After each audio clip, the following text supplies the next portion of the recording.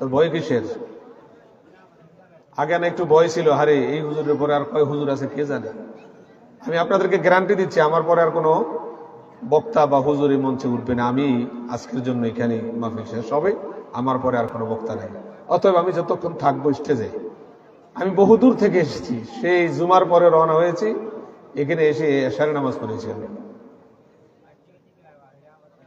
তো এত দূর থেকে আপনাদের সামনে এসেছি, আপনারা বাড়িওয়ালা, আমি হলাম মেহমান, ঠিক কিনা কোন?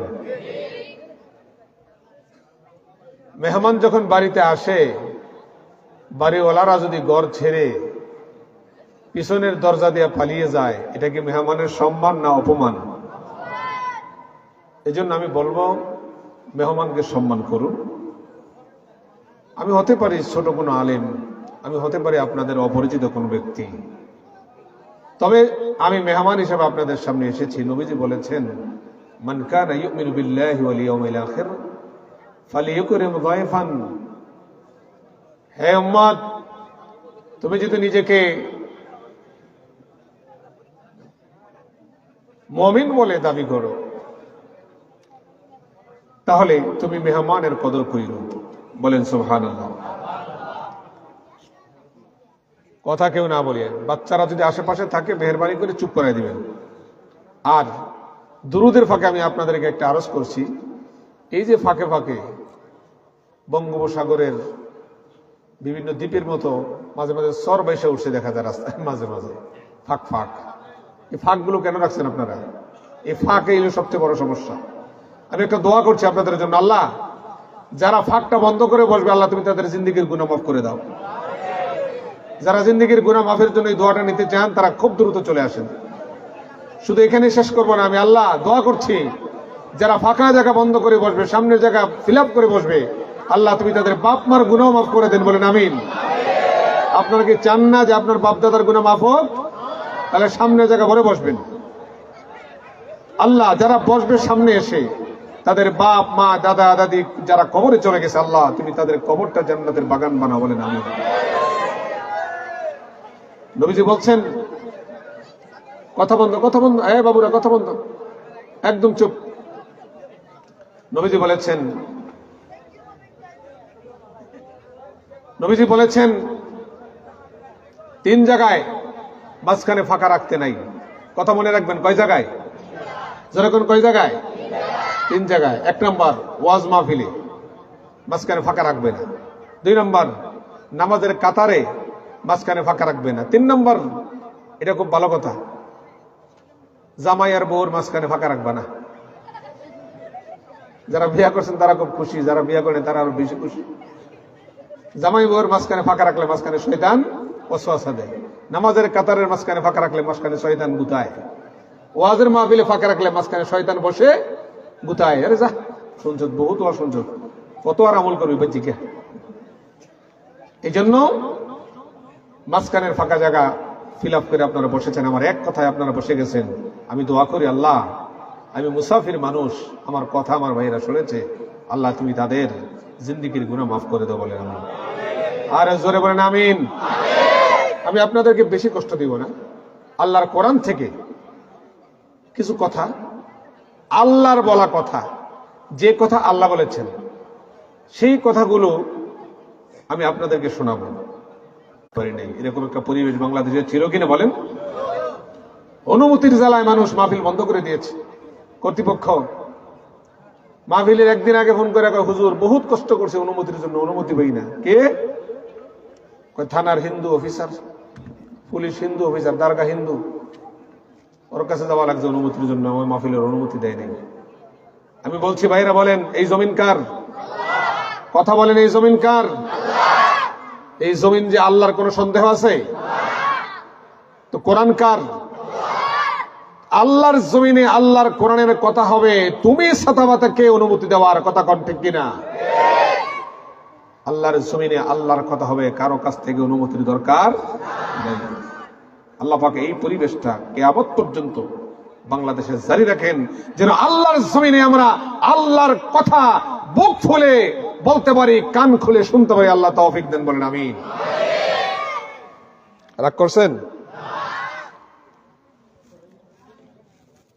আমি অত্যন্ত খুশি হয়েছি যে আপনারা খুব দ্রুত সামনের জায়গাগুলো ফিল আপ করে পরিবেশটা সুন্দর করে বসেছেন।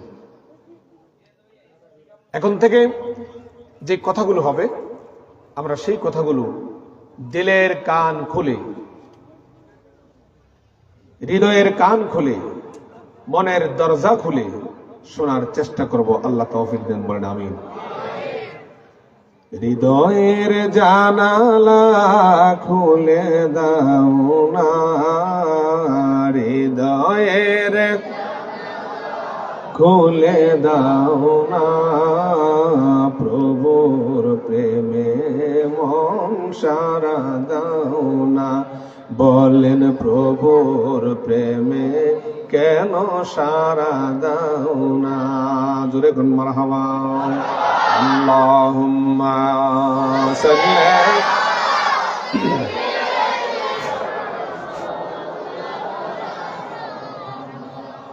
ওয়ালা আলি সাইয়্যিদিনা। ও মদিনার মাটি রে, সকল সুখ বুঝিত ওর কপালে। বলেন ও মদিনার মাটি, সকল সুখ বুঝিত ওর কপালে। ও মদিনারে তোর বুকে আমার নবী, যার লাগি পাগল সবই, যার তোরে হইল সৃষ্টি ত্রিভুবন। কথা কোন ঠিক কিনা বলেন? ও মদিনারে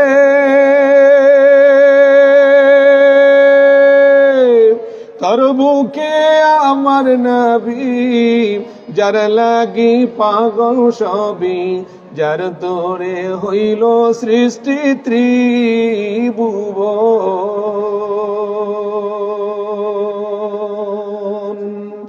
কাঁদি আমি সারাক্ষণি, কখন যাব সেইখানে, সহে না আর পরাণে। ও মদিনার মাটি, সকল সুখ বুঝিত কপালে। জোরে কোন মারহাবা। আমার ভাইয়েরা বন্ধুরাম,